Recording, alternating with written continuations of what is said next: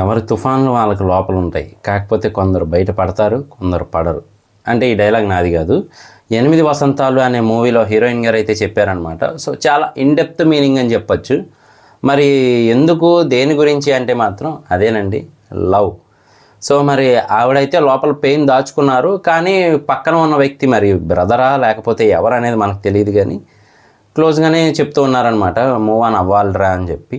So మరి ఈవిడ love story చెప్పడానికి అదే మెయిన్ పాయింట్ అవ్వచ్చు మనకి మూవీలో అయితే మాత్రం. సో మరి ఆవిడ చాలా లవ్లో స్ట్రగుల్స్ ఫేస్ చేసినట్టు, అలాగే హ్యాపీ మూమెంట్స్ కూడా ఎంజాయ్ చేసినట్టు ఇవన్నీ కూడా అయితే ఉన్నాయి. చాలా న్యూగా ఫ్రెష్గా ఉంది అని చెప్పచ్చు. అలాగే అందరికీ కనెక్టింగ్గా ఉండే పాయింట్ అని కూడా చెప్పచ్చు. సో మూవీ మరి బాగా సెంటిమెంటల్గా ఉండబోతుందని తెలుస్తూ ఉంది. సో మొత్తానికైతే మాత్రం యూత్ ఆడియన్స్ని బాగా టార్గెట్ చేసినట్టు ఉంది. అలాగే లేడీ ఓరియంటెడ్ స్క్రిప్ట్ అని చెప్పి తెలుస్తూ ఉందన్నమాట. మరి ఆ 8 వసంతాలు ఏంటి, దేనికోసం, మరి ఆ 8 వసంతాల్లోనే లవ్ జరిగిందా, అసలు ఏంటి అనేది మాత్రం మనకి ఇంకా నెక్స్ట్ టీజర్స్, ట్రైలర్స్ అవి చూస్తే తెలుస్తుంది అనమాట. ఇంకా టీజర్స్ ఏంటి అంటే వాళ్ళు వదిలింది ఒక్క టీజర్ మాత్రమే. మరి ఆ లవర్తో అయితే ఆవిడ చాలా హ్యాపీగా ఉన్నట్టు, అలాగే మంచి మెమరీస్ని క్రియేట్ చేసుకున్నట్టు అయితే ఉంది.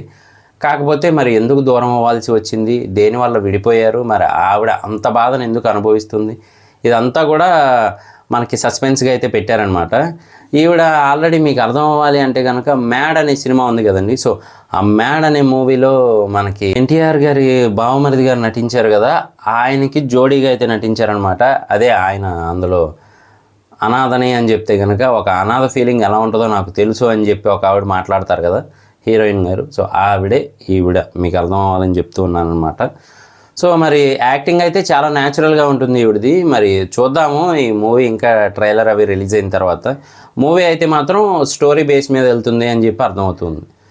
సో ఇది నా రివ్యూ మాత్రమే. టీజర్ చూసాక మీకేమనిపించింది అనేది కింద కామెంట్ చేయడం మర్చిపోకండి. నేను మీ ప్రసాద్, మళ్ళీ నెక్స్ట్ వీడియోలో కలుస్తాను. Love you all.